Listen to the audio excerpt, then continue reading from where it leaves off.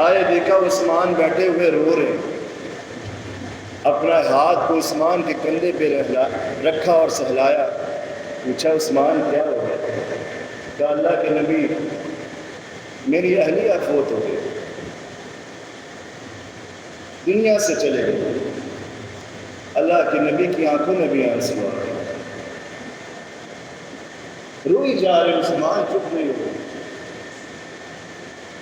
عثمان کہتے اللہ کے نبی مجھے اس بات کا دکھ ضرور ہے کہ میری اہلیہ فوت ہو گئی، سب سے بڑا دکھ اور پریشانی مجھے یہ ہے کہ میں آپ کا پہلے داماد کہلایا جاتا تھا، جہاں سے گزرتا تھا لوگ کہتے تھے اللہ کے نبی کا داماد جا رہا ہے، اللہ کے نبی کا بیٹا جا رہا ہے۔ اب لوگ مجھے کیا کہیں گے؟ مجھے صرف عثمان کہیں گے۔ آپ صلی اللہ علیہ وسلم نے کہا عثمان ہے تو پریشان کیوں ہوتا ہے؟ میں نے اپنی ایک بیٹی کا نکاح تجھ سے کیا تھا، وہ اللہ کو پیاری ہوگی، اب میں دوسری بیٹی کا نکاح بھی تجھ سے کروں۔ اللہ کے نبی نے اپنا دوسرا لخت جگر بھی حضرت عثمان غنی رضی اللہ تعالیٰ عنہ کو دے دیا۔ وقت آیا وہ بھی فوت ہوئی۔ ام کلثوم رضی اللہ تعالیٰ عنہ بھی جہان فانی کو الوداع کرتے ہوئے چلے گئے۔ آپ صلی اللہ علیہ وسلم پھر آئے، عثمان رو رہے ہیں، اللہ کے نبی اب کیا بنے گا؟ آپ صلی اللہ علیہ وسلم نے فرمایا عثمان تو نے مجھے اتنا خوش کیا ہے، میں تجھ سے اتنا کر راضی ہوں۔ فرمایا اگر میری 40 بیٹیاں بھی ہوتی نا، ایک کے بعد دوسری، دوسری کے بعد تیسری، میں تیرے سے نکاح کرتا چلا۔ اتنا اعتماد والا یہ شخص حضرت عثمان غنی رضی اللہ تعالیٰ عنہ۔ دوسری طرف وہ صحابی بھی ہے جس نے ایک موقع پہ اللہ کے نبی کو دکھ پہنچایا۔ آپ صلی اللہ علیہ وسلم کے چہرے کا رنگ متغیر ہو گیا۔ سیدہ فاطمہ رضی اللہ تعالیٰ عنہ روتی ہوئی آ رہی ہے، اپنی گود میں جناب حسین کو اٹھایا ہوا، اگلی کے ساتھ حسن کو لگایا ہوا، روتی ہوئی آ رہی ہے۔ دستک دی ہے، اللہ کے نبی نے دروازہ کھولا، دیکھا میری بیٹی رو رہی ہے، چہرے کا رنگ پک ہو گیا، میری بیٹی کیوں روئے، میرا لخت جگر کیوں روئے، کیوں آنسو آئے میری بیٹی کی آنکھوں میں؟ سیدہ فاطمہ کہتی اللہ کے نبی میں نے اب علی کے ساتھ نہیں رہنا۔ علی کہتا ہے میں نے ابو جہل کی بیٹی سے نکاح کرنا، میں کیسے رہ سکتی ہوں اس دشمن کی بیٹی کے ساتھ؟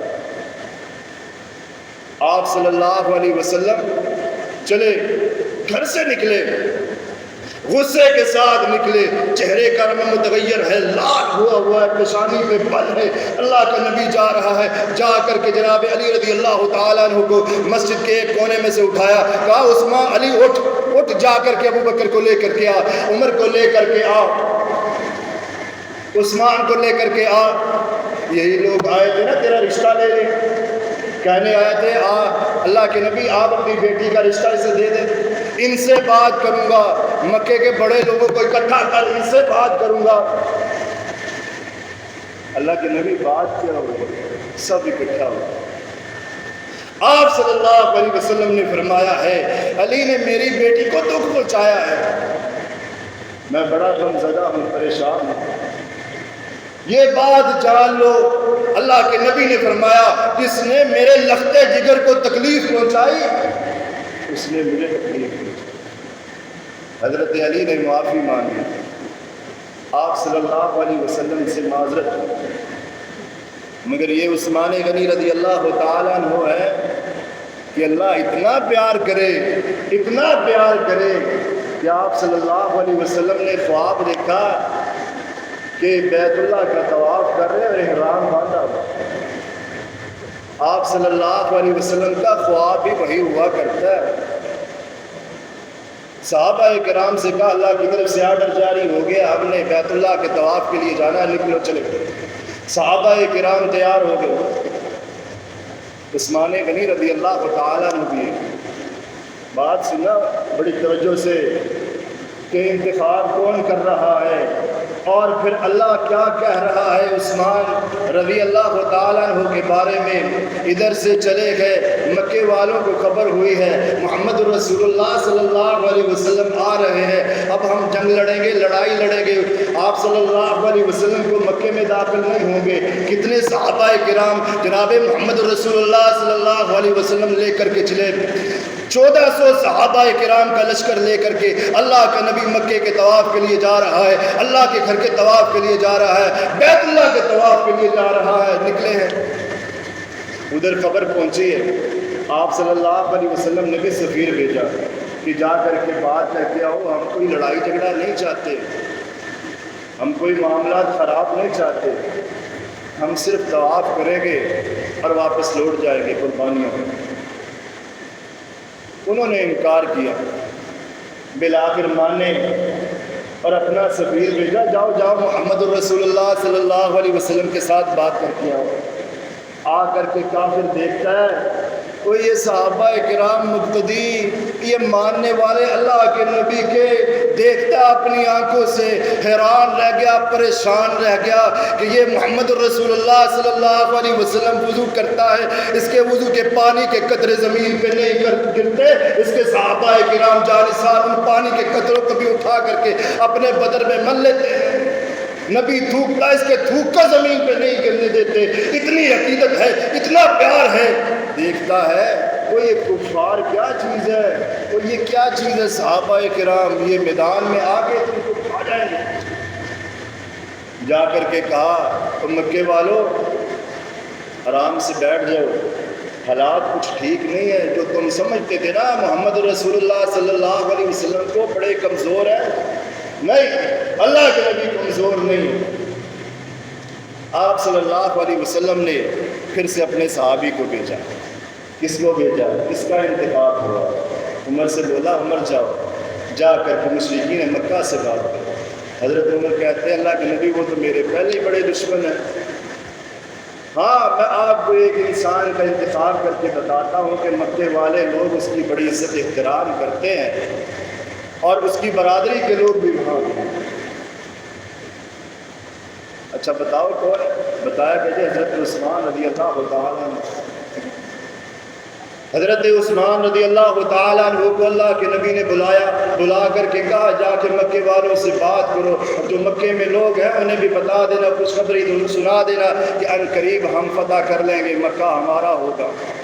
حضرت عثمان چلے، جا کر کے پہنچے، ان سے سب سے پہلے کیا بات کی تو محمد الرسول اللہ صلی اللہ علیہ وسلم کے مشن کی بات کی. اللہ ایک ہے، محمد الرسول اللہ صلی اللہ علیہ وسلم اس کا سچا پیغمبر رسول ہے. کچھ لوگ آگے بڑھے مگر ان کی برادری کا ایک انسان حضرت عثمان کو لے کے آگے گیا اپنی سواری کا بتا. پتہ چلا ادھر بچا، پتہ چلا محمد رسول اللہ صلی اللہ علیہ وسلم کو کہ میرے صحابی کو شہید کر دیا گیا ہے. آپ صلی اللہ علیہ وسلم نے اپنے صحابہ کرام کو اکٹھا کیا، فرمایا میرے صحابہ کرام آؤ میرے ہاتھ پہ بیعت کرو، آج عثمان کا بدلہ لیں گے، عثمان کے خون کا بدلہ لیں گے. عثمان سے جنہوں نے بغاوت کی، عثمان کو شہید کیا ہے، ان کافروں کو ہم چھوڑیں گے نہیں.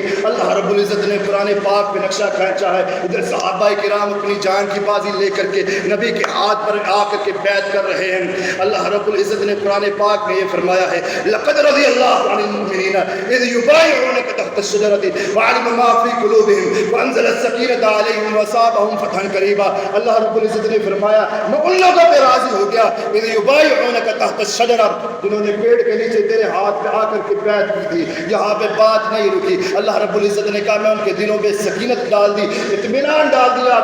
اور اللہ کے نبی نے آگے یہ بات فرمائی. اللہ رب العزت نے قرآن میں فرمائی ان الذین یبایعون اللہ انما یبایعون اللہ ید اللہ فوق ایدیہم فمن نکث فانما ینکث علی نفسہ. اللہ رب العزت نے کہا محمد رسول اللہ صلی اللہ علیہ وسلم ان تیرے صحابہ کرام نے تیرے ہاتھ پر آ کر کے بیعت کی ہے اور بیعت کی ہے، اور تیرے ہاتھ پہ میرا ہاتھ ہے ید اللہ فوق ایدیہم. انہوں نے تیرے ہاتھ پہ کی کہ تیرا ہاتھ تیرے صحابہ کے ہاتھ پہ ہے اور میرا ہاتھ تیرے ہاتھ پہ. اللہ کریم اتنے راضی ہے حضرت عثمان غنی رضی اللہ تعالیٰ عنہ سے۔ یہ ہے وہ عثمان، بعد میں پتہ چلا کہ حضرت عثمان غنی رضی اللہ تعالیٰ عنہ کو شہید نہیں کیا۔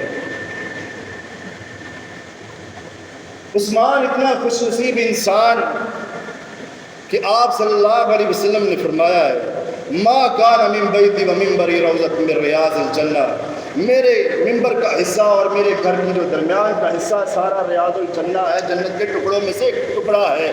اللہ کا نبی ہو، جناب محمد رسول اللہ ہو، پیغمبروں کا امام ہو، امام المجاہدین ہو، امام الانبیاء والمرسلین ہو، اللہ کے نبی نے فرمایا 8 بار وہاں پہ کھڑے ہو کر کے اپنی نبوت والی زبان سے یہ بات ارشاد فرمائی ہے عثمان فی الجنہ۔ 8 بار اللہ کے نبی نے حضرت عثمان کو جنت کی بشارت دی ہے، اور پھر اللہ کے نبی نے یہ بات ارشاد فرمائی ہے کہ عثمان وہ انسان ہے کہ آج کے بعد کوئی نیکی نہ کرے تو اللہ رب العزت کے ہاں جنت میں جانے سے کوئی چیز نہیں روک سکتی۔ آپ صلی اللہ علیہ وسلم نے فرمایا قیامت کا دن ہوگا، محشر کا میدان لگا ہوگا، اللہ کریم مجھے بلائے گا، مجھ سے حساب لے گا، پوچھے گا، جناب علی کو پوچھے گا، حضرت عمر فاروق کو پوچھے گا، ابو بکر صدیق کو پوچھے گا۔ صحابہ اکرام نے فرمایا اللہ کے نبی اپنے مشہور صحابہ اکرام کا تو نام لے رہے ہیں، عثمان کا نام نہیں آ رہا۔ اللہ کے نبی نے فرمایا کہ عثمان وہ انسان ہے جسے اللہ کریم بغیر حساب کے جنت میں آتا ہے۔ اللہ رب العزت سے دعا ہے کہ اللہ کریم اپنے صحابہ کرام کے ساتھ پیار محبت کرنے کی توفیق عطا فرمائے۔ وما علینا الا البلاغ۔